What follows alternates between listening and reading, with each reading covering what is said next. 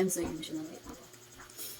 Hello guys, I just wanted to share this to you regarding with the book that I read a while ago entitled Your Past Does Not Define Your Future. That's the title of that book. It's from Bo Sanchez. I know that you are familiar with that author. I already read all of the pages, and since I was bored, so I want to read this book again. So there was a chapter that really caught my attention. Story about a patient that is in the mental hospital. Then after that, there is a janitor also that is working in that hospital or mental hospital. And that janitor talaga siya is after mag-work, di ba nag-Tagalog ng sigaw ko na. And after that, after magtrabaho siya, 8 hours sa kanyang shift. Every time talaga, after talaga na matapos yung work niya is, ang ginagawa niya is sinasamahan niya yung isa sa mga patient doon.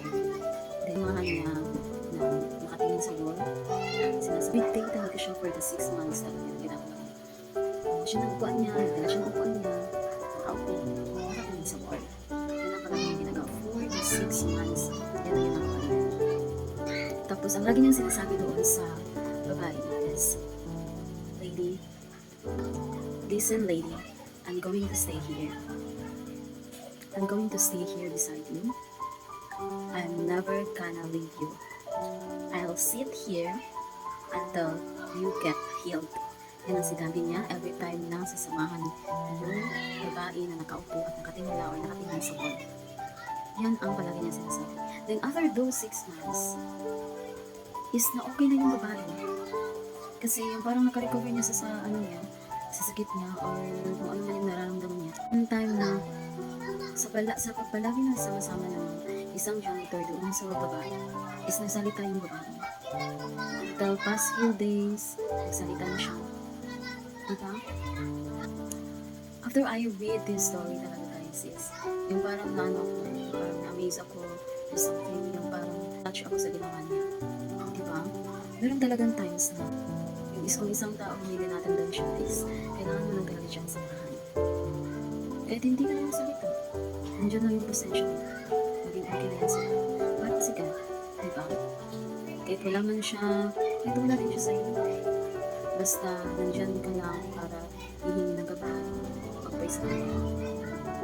Alam naman niya kung ano yung nararamdaman mo, ano yung problema mo.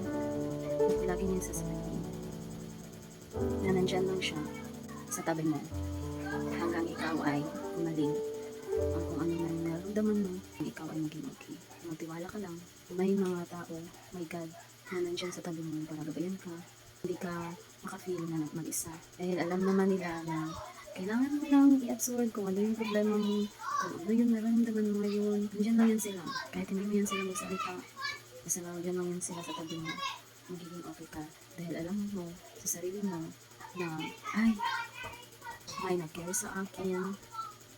May mga taong gustong samahan ako kahit anong nangyari. Kahit yun, I felt very na-touch talaga ako sa story na yun. Yung parang makarelate tayo lahat. Dahil sa mga hindi alam ng mga tao na may dinadamdam ka. Kailangan mo lang kausap. Kahit kasama mo lang sila. Kahit hindi na sila magsalita, okay lang. Isa dyan lang sila sila. So, sometimes, kailangan natin makapisa. Pero andyan naman si God. Palagi ka lang kasama. Itiwala ka lang talaga sa Kanya. At gagaan yung pakiramdam mo. Basta surrender mo lang sa Kanya yung mga nararamdaman mo, kung ano yung bigat na nararamdaman mo sa puso mo, kung ano yung mga problema yung pinagdaan mo everyday. Diba?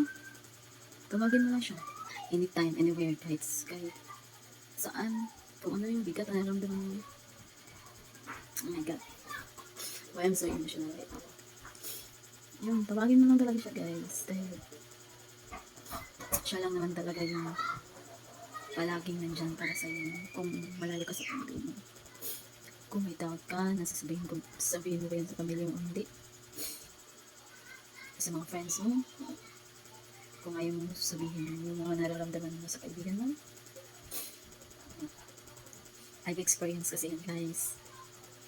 When I was talaga down na down. Alam na pamilya ko na ganun yung problema ko. Pero ano ginawa ko guys? Punta ako mag-isa sa simbahan. Nagtambay ako doon ng ilang oras. Nilabas ko sa kanya lahat. Tapos paglabas ko ng simbahan, parang ang gaan ng feeling. Hindi ba? Ang ganong kailan. Basta, lagi niyo tatandaan na whatever happens in your life,